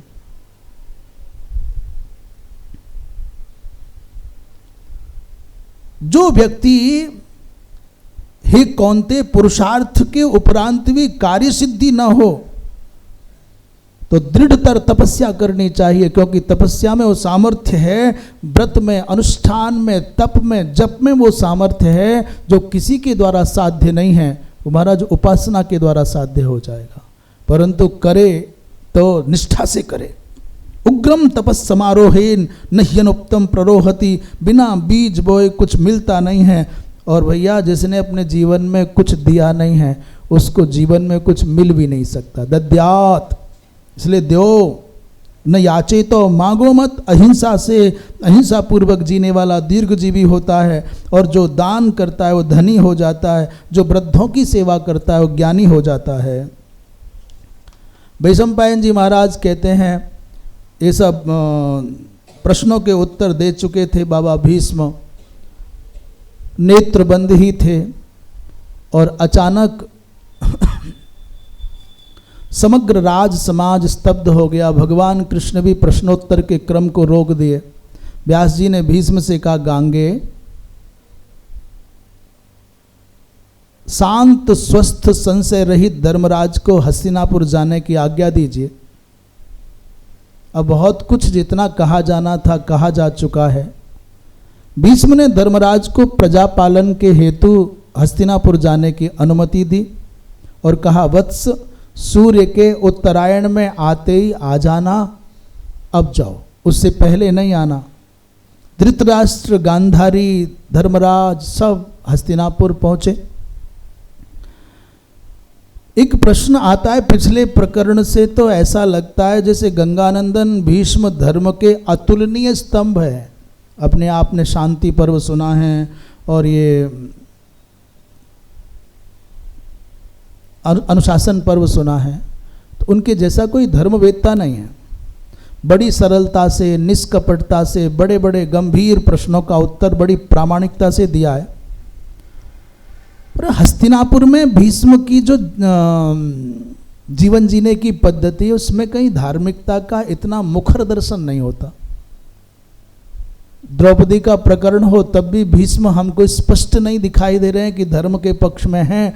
महाभारत के युद्ध में भी भीष्म धर्म के पक्ष में नहीं हैं, और जब जब अन्याय पांडवों पर हुआ है कहीं भीष्म खड़े नहीं पाए गए। ऐसा क्यों हुआ? तो मानो उत्तर दिया जाए, ये प्रश्न ठीक लग रहा है। बाबा भीष्म के जीवन की बड़ी विडंबना है। उनकी एक प्रतिज्ञा कि मैं जीवन पर्यंत राज सत्ता का अधिग्रहण नहीं करूंगा, अपितु राज सत्ता का अभिरक्षण करूंगा। इस सिंहासन की रक्षा करना मेरा दायित्व है, मैं साथ रहूंगा। कभी कभी व्यक्तिगत प्रतिज्ञाएं व्यक्ति को बहुत भारी पड़ती हैं, समाज को बहुत भारी पड़ती है। मानो नियति ने बाबा भीष्म और आचार्य द्रोण को इसलिए अधर्म पक्ष में खड़ा किया जिससे कि अधार्मिक लोगों को अपनी विजय के प्रति एक भ्रम बना रहे, आश्वासन बना रहे कि हम जीतेंगे, हम कोई सामान्य नहीं हैं। यदि हम पराजित होने वाले होते, यदि हम सामान्य होते तो भीष्म हमारे संग होते क्या? अपने आप को धार्मिक मानने का भ्रम और अपनी विजय के काल्पनिक स्वप्न को पूर्णता देने के लिए एक आधार तो चाहिए ना। इसलिए भगवदीय विधान ने बाबा भीष्म और आचार्य द्रोण को कौरवों के पक्ष में रख दिया है। और भले ही कौरवों के पक्ष में रहे हों भीष्म और द्रोण, परंतु प्रतिदिन सूर्योदय में होते ही सबसे पहली प्रार्थना दोनों करते हैं, मेरे प्यारे पांडव विजयी हो जाएं, धर्म की जय हो। और छोड़ो भीष्म और द्रोण की बात, प्रतिदिन जब युद्ध क्षेत्र में जाने से पहले दुर्योधन प्रणाम करने आता मैया गांधारी को, तो माँ ने कभी नहीं कहा बेटा तुम्हारी विजय हो। माता गांधारी ने दुर्योधन की सगी माँ ने, उसने कहा बेटा जहाँ धर्म होगा विजय वहीं होगी। धर्म प्रवर्धताम, धर्म बढ़े, धर्म की विजय हो, हर दिन यही कहा। इसलिए कौरवों के पक्ष में भीष्म का होना कौरवों के मन का एक ऐसा भ्रम बने रहना है कि हम जीतेंगे। और इस ब्याज से इन दुरात्माओं का, दुष्टों का दमन हुआ। इसलिए भीष्म बाबा को वहाँ हस्तिनापुर में रहने पर शंका नहीं करनी चाहिए। वृंदावन बिहारी लाल की। वैशंपायन जी महाराज कहते हैं, हे राजन, हे जन्मेजय, हस्तिनापुर में आकर के धर्मराज ने सब व्यवस्थाएं ठीक की। उत्तरायण में आने का भगवान सूर्य का समय हो गया। धर्मराज परिकर के सहित भगवान कृष्ण, धृतराष्ट्र, भाई बंधु, विदुर जी आदि के सहित भीष्म के पास पहुंचे हैं। भीष्म ने युधिष्ठिर जी का हाथ पकड़ करके कहा, वत्स, मुझे इस बाण सैया पर पड़े पड़े 58 दिन हो गए। बड़े भावुक होकर के भीष्म ने धर्मराज का हाथ पकड़ा। 58 दिन, माघ मास आ गया है, पर लगता है जैसे 100 वर्ष बीत गए।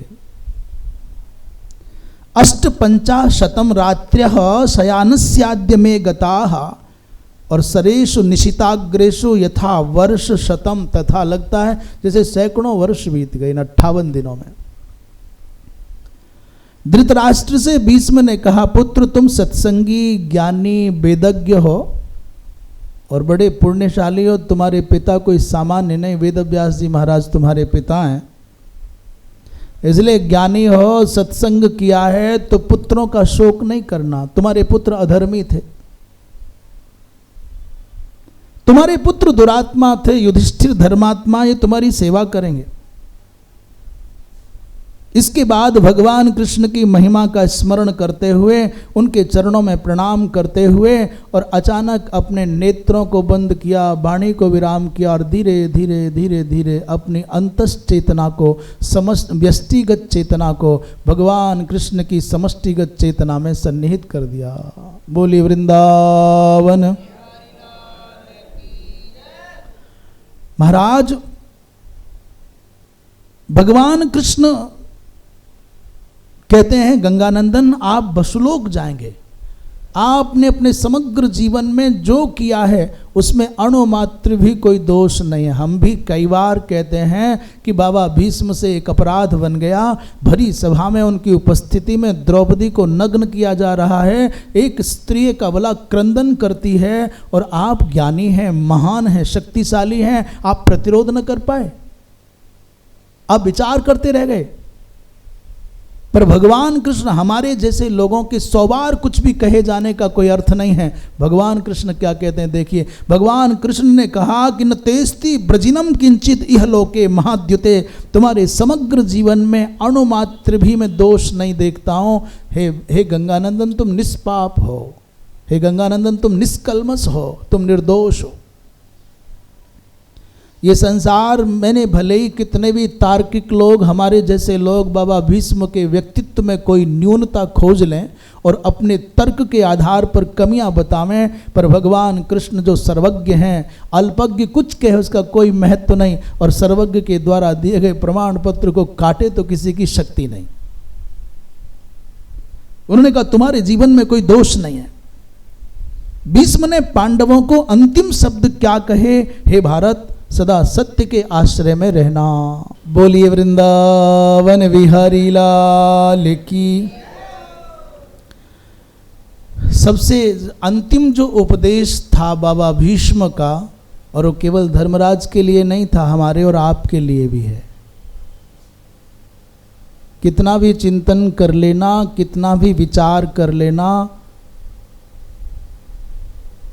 अंत में यही निष्कर्ष निकलेगा कि कुछ अनुचित करोगे ना तो मरणासन्न अवस्था में जब मृत्यु समीप दिखेगी बड़ा पछताना पड़ेगा।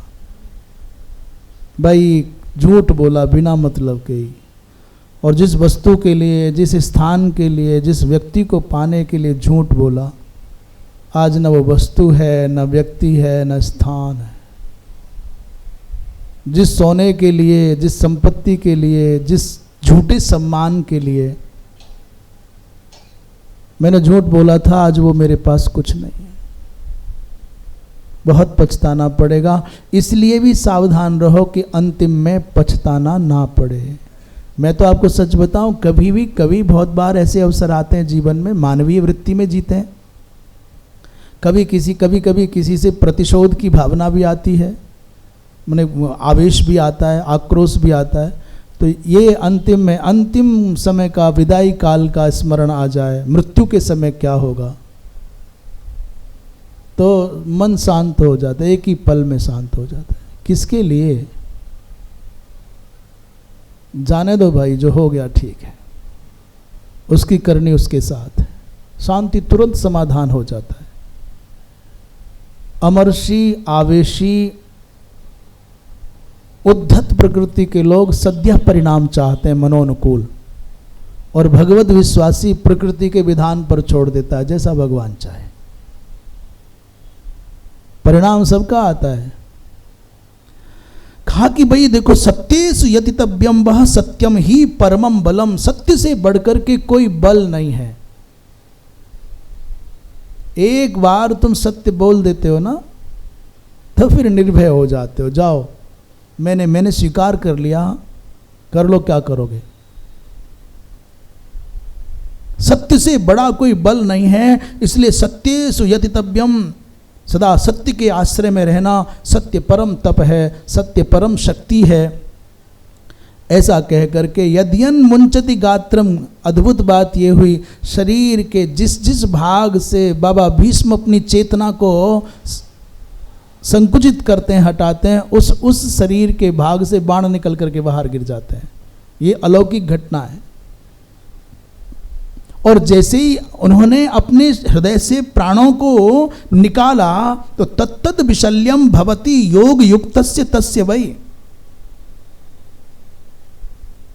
एक भी शरीर में कोई व्रण नहीं रहा और न कोई बाण रहा, बिल्कुल दिव्य कांति संपन्न देह हो गया। और जैसे सायंकाल को पक्षी अपने घोंसलों में जाकर के शांत हो जाते हैं, वैसे समग्र समष्टिगत जो सृष्टि का अस्तित्व था वो मौन हो गया। ब्रह्मरंध्र का भेदन करके प्राण पंखी उड़ गया। आकाश मंडल में दुंदुभी भी बजी और आकाश मंडल से पुष्पों की वर्षा भी हुई। विदुर और युत्सु ने दोनों ने मिलकर के बाबा भीष्म के लिए चिता तैयार की है। गंगा स्नान करके सब जलांजलि आदि दी। माँ गंगा प्रत्यक्ष प्रकट हुई और रुदन भी किया है। पुत्र के स्नेह में वात्सल्यमयी माँ गंगा प्रकट होकर के रो रही है।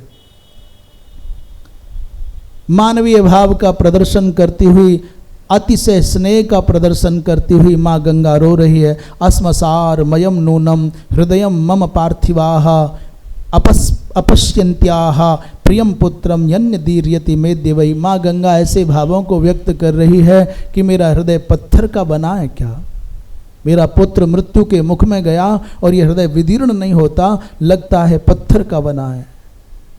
धनंजयेन निहतो नैव देवी शिखंडिना, वो कहती हैं, भगवती माँ गंगा कहती हैं, क्यों कह रही है ये बात? अरे राम राम राम, मेरे इस ऐसे अनुपम अतुलित बलशाली पुत्र को शिखंडी ने मारा। ये बात माँ गंगा कहे तो आश्चर्य लगता है, क्योंकि माँ गंगा तो सर्वज्ञा है। पर माँ गंगा इसलिए नहीं कह रही कि वो जानती नहीं है। एक तो मातृत्व के कारण, वात्सल्य के कारण भावुक होकर के कहती है। दूसरा कारण है संसार के जिन लोगों के मन में शंका रह जाए कि भीष्म को शिखंडी ने मारा है, उन लोगों की शंका को दूर करने के लिए माता गंगा कहती है शिखंडी के द्वारा मारा गया मेरा पुत्र। भगवान ने कहा नहीं माँ, भगवान कृष्ण बोले नहीं नहीं माँ, भीष्म को शिखंडी ने नहीं मारा, अपितु अर्जुन के बाण से मारे गए। धनंजयेना निहतो नैव देवी शिखंडिना, भीष्म को मारने वाले शिखंडी के बाणों में इतनी सामर्थ्य कहाँ है कि भीष्म को मार सके? तो अर्जुन के बाणों से मारे गए। माँ गंगा अज्ञानी नारी की भांति ये चर्चा क्यों कर रही है? बस संसार के लोगों के मन का भ्रम दूर हो कि बाबा भीष्म को शिखंडी ने नहीं मारा, अपितु तो अर्जुन ने मारा है। वृंदावन बिहारी लाल की। यहीं पर अनुशासन पर्व संपन्न होता है। आज आश्वमेधिक पर्व प्रारंभ होगा, तो प्रति पर्व के प्रारंभ में जैसे हम लोग मंगलाचरण करते हैं, आज फिर करें। शांत होकर के बैठ जाएं, सीधे पीठ सीधी कर लें, आंखें बंद कर लें और भगवान का स्मरण करते हुए प्रार्थना करें। नारायणं नमस्कृत्य नरं चैव नरोत्तमं देवीं सरस्वतीं व्यासं ततो जयमुदीरयेत्। वैशंपायन जी महाराज कहते हैं, हे जन्मेजय, हे राजन, धृतराष्ट्र ने जब भीष्म को जलांजलि दी तो गंगा जी में खड़े होकर के जलांजलि दे रहे थे। युधिष्ठिर गंगा जल में गए, जलांजलि दी और धृतराष्ट्र को सहारा दे करके गंगा से बाहर निकाल करके लाए। हम कितने भी बड़े हो जाएं, पर अपने बड़ों से कभी बड़े नहीं हो सकते। हम कितने भी बड़े हो जाएं, पद की दृष्टि से, कद की दृष्टि से, पर अपने पिता से बड़े नहीं हो सकते, अपने बड़ों से बड़े नहीं हो सकते। पर हम कुछ बड़े हो जाते हैं तो अपने बड़ों से भी अपने आप को बड़ा मानने लगते। धर्मराज में बड़प्पन नहीं आया। सैकड़ों सैकड़ों सेवकों के होने पर भी धर्मराज स्वयं गए हैं, धृतराष्ट्र की बाह पकड़ करके बाहर निकाल करके लाए। और अचानक जब बाहर आए तो न जाने क्या हुआ कि भाव विह्वल होकर के धर्मराज गंगा की रज में ऐसे गिरे मानो व्याध के द्वारा घायल कोई गजराज गिर गया हो, आंधी में उखड़ा हुआ कोई वृक्ष धराशायी हो गया हो, अचेत हो गए। पपात तीरे गंगाया व्याध विद्ध इव द्विपः। कई आचार्यगण कहते हैं भगवान कृष्ण का संकेत पाकर के महाबली भीम ने अपनी शक्तिशाली भुजाओं का संबल देकर के उठाया, पर क्यों गिरे? मानो कहते हो माँ गंगा से क्षमा याचना करते हो, माँ तुम्हारे पुत्र को मुझ अभागे, राज्य लोभी, संपत्ति के लोभी, मुझ युधिष्ठिर ने मृत्यु के मुख में पहुंचा दिया। मानो मां गंगा से क्षमा याचना करना चाहते हो। जिन बाबा भीष्म को हम जलांजलि दे रहे हैं, हमको भी कल कोई ना कोई जलांजलि देगा। जैसे ये जा रहे हैं, हम भी जाएंगे एक दिन। संसार को क्या मुख दिखाऊंगा, अपने बंदनियों को मार करके मैं राजा बनाऊं। इसी मिट्टी में मिलना है तो आज ही मिल जाऊं, फिर मिलने का क्या। ऐसे मानो अनेकों भावों से भरे हुए भाव विह्वल होकर के शोक कर रहे हैं।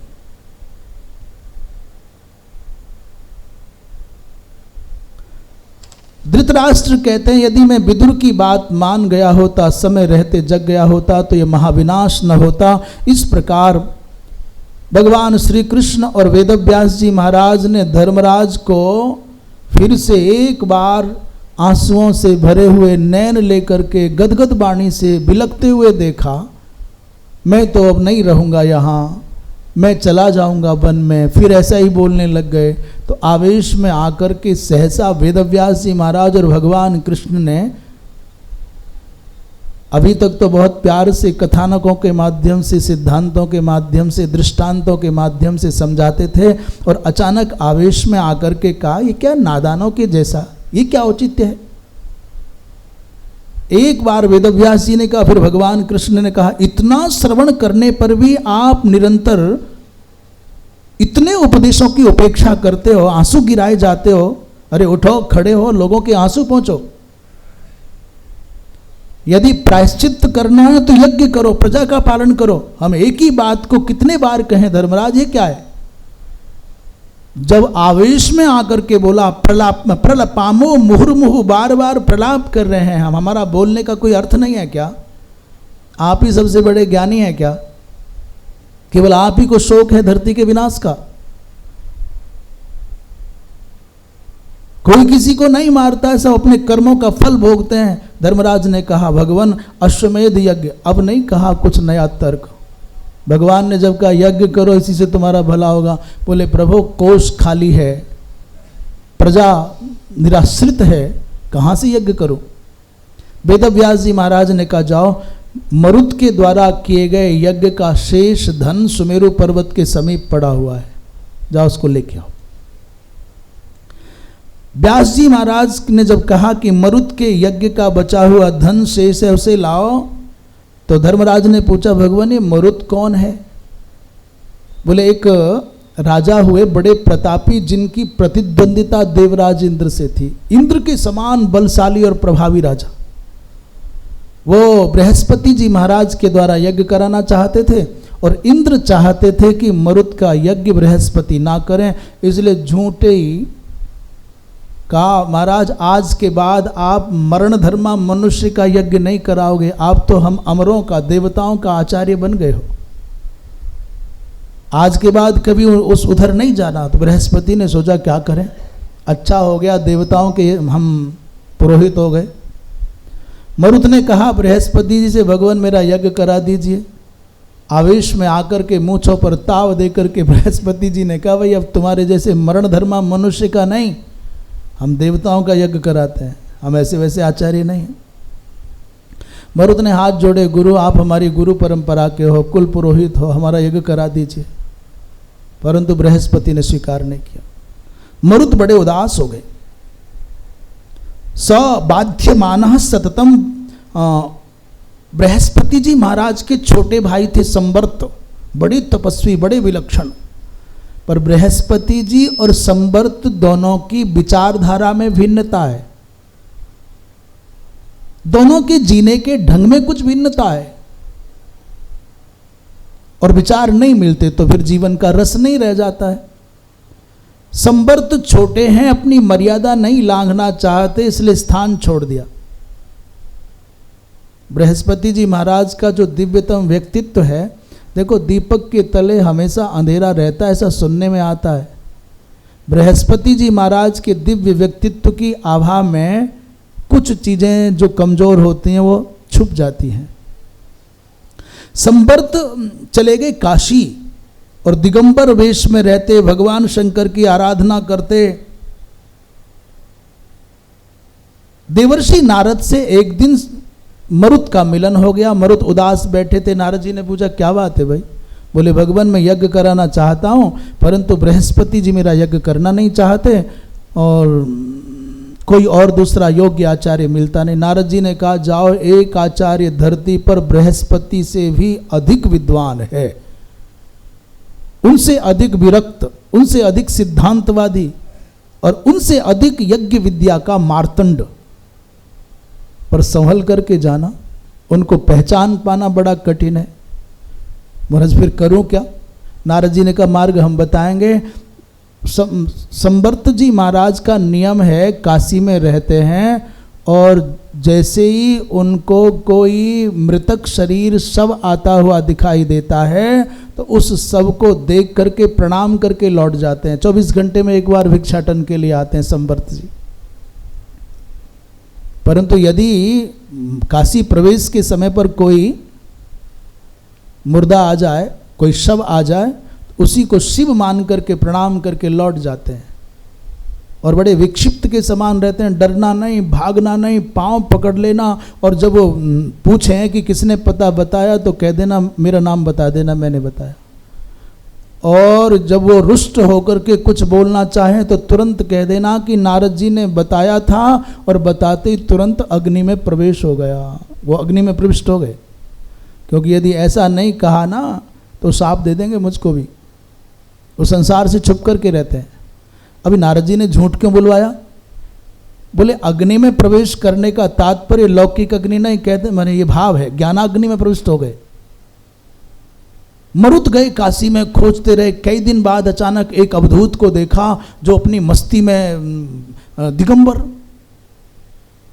अचानक एक शव को देख करके प्रणाम किया, नमन करके तुरंत लौटने लग गए। ये मरुत समझ गए यही संवर्त है। जो लक्षण बताए थे लक्षण तो पूरे मिल गए। आगे आगे संवर्त, पीछे पीछे मरुत। कभी थूकते हैं, कभी पत्थर मारते हैं, कभी गाली देते हैं, कभी डंडा मारते हैं, और अनेक प्रकार से डराने की, धमकाने की, भगाने की चेष्टा की। मरुत नहीं भागा। मरुत नहीं भागा तो संवर्त एक वृक्ष की छांव में बैठ करके बोले भाई क्या बात है, किसने बताया तुझको मेरा पता, तू कौन है, क्या चाहता है? उन्होंने कहा महाराज मैं मरुत हूँ, मैं यज्ञ करना चाहता हूँ। बोले हमको यज्ञ से क्या भैया, यज्ञ तो कराएगा हमारा भाई है बड़ा, वो यज्ञ विद्या का मर्मज्ञ है, उसको शौक भी बहुत रहता है, हम नहीं करते। पता किसने बताया? नारद जी ने। अच्छा। बोले महाराज बताते ही अग्नि में प्रविष्ट हो गए। बोले अच्छा अच्छा चलो, क्या चाहते हो? बोले यज्ञ कराना चाहता हूँ। याद रख राजन, पीछे तो नहीं लौटेगा। तुम यज्ञ करने चलोगे तो बृहस्पति रूठ जाएंगे और इंद्र भी रूठ जाएंगे। ऐसा मत करना कि मेरे खड़े हो जाने पर तू बैठ जाए, धोखा मत देना। मरुत ने कहा महाराज प्राण जाएं तो जाएं, परंतु मैं प्रण करता हूं आप यज्ञ कराएंगे तो मैं फिर लौट करके कहीं नहीं जाऊंगा। यज्ञ कराने का नंबर आया तो स्वर्ण की यज्ञशाला बनी, बड़ा दिव्य, ऐसा ऐसा भव्य स्वरूप, ऐसा दिव्य स्वरूप। इसको सुनते ही कि संवर्त यज्ञ करा रहे हैं, बृहस्पति जी महाराज को चिंता हो गई।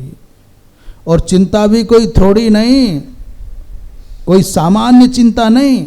उस चिंता के चक्कर में सतप्य मानो वैवर्ण्यं कृशत्वम चागमत परम, कमजोरी भी आ गई, चेहरा भी लटक गया। इंद्र ने पूछा गुरुदेव क्या बात है? बोले मेरा छोटा भाई मरुत का यज्ञ करा रहा है, मैं नहीं चाहता कि मरुत का यज्ञ वो कराए। बोले फिर? बोले ऐसा करो जिससे कि मरुत का यज्ञ ना होने पाए। इंद्र ने अग्नि को दूत बना करके मरुत को डराया, धमकाया। बोले जाओ, अग्नि से कहा जाओ मना करके आओ, यज्ञ ना करे। अग्निदेव ने आकर के मरुत को कहा यज्ञ मत कराओ, तुम्हारा यज्ञ बृहस्पति जी कराएंगे, हम उसकी संरक्षण करेंगे। मरुत ने कहा जाओ अब अपने रास्ते पर चले जाओ, लौट के दोबारा यहाँ आना नहीं। अग्नि को लगा तो मैं तो देवता हूँ। संवर्त ने कहा कि जाओ चले जाओ, नहीं तो तुमको जला दूंगा। संवर्त के सामने डर के मारे अग्निदेव कांपने लगे। संवर्त ने कहा अग्निदेव चले जाओ, शीघ्र पुनः मत आना, अन्यथा तुमको कोपाग्नि से भस्म कर दूंगा। मां त्वाम धक्ष्ये और चक्षुषा दारुणेन। संवर्त के कोप को देख करके अग्निदेव लौट गए। कहा भगवान मैं नहीं जा सकता वहां, मैं संवर्त की कोपाग्नि का सामना नहीं कर सकता। अग्नि चले गए, गंधर्वराज को दूत बना करके भेजा, मरुत ने मना कर दिया। संवर्त ने फिर जब यज्ञ संपन्न करा दिया तो देवराज इंद्र आए, बड़े प्रसन्न हुए। देवराज इंद्र को भी उनका भाग मिला और बड़ी विधिवत यज्ञ संपन्न। यत्र देवाः स्वयं अन्नानि जर्रुः, वहाँ उस यज्ञ में देवता स्वयं भोजन परोसा करते थे। ऐसा दिव्य यज्ञ हुआ, उस यज्ञ में देवता ही सेवक की भूमिका में थे, भोजन परोसने वाले। अन्य अन्य सेवाओं का संपादन करने वाले। व्यास जी महाराज कहते हैं ब्राह्मणों को, यज्ञकर्ताओं को, होताओं को इतना स्वर्ण, इतना स्वर्ण, इतना स्वर्ण मिला कि वो ले जा नहीं पाए। तो जितना ले जा सके उतना ले गए, बाकी छोड़ करके चले गए। वो स्वर्ण, वो धन वहीं पड़ा है, उसे ले आओ, उससे करना यज्ञ। वृंदावन बिहारी लाल की। भैया जिसके मन में, भगवान कृष्ण कहते हैं धर्मराज बंधु मृत्यु पर शोक नहीं करो, देह त्याग मात्र मृत्यु नहीं, मृत्यु तो है कुटिलता।